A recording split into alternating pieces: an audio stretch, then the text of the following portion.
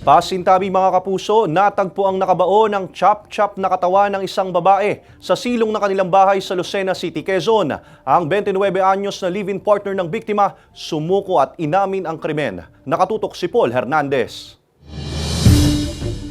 Natunton ng pulisya sa bakuran ng bahay na ito sa Barangay 5, Lucena City, Quezon ang nakasako at putol-putol na bahagi ng katawan ng babae hapon itong Lunes. Sa investigasyon ng pulisya, unang napaulat na nawawala ang babaeng biktima. Si kapatid ng missing person na pumunta sa impilan ng police station na hinanap niya si na nawawala daw nung June 30. Sospek sa krimen ng live-in partner umano ng biktima. Selos ang sinisilip na anggulo kaya humantong sa pagpatay ang pagtatalo. July 21, 10:30 p.m., itong suspect na sinususpect pa lang doon sa missing person ay nahulihan ng deadly weapon at naimbestigahan sa police station doon uli sa missing person.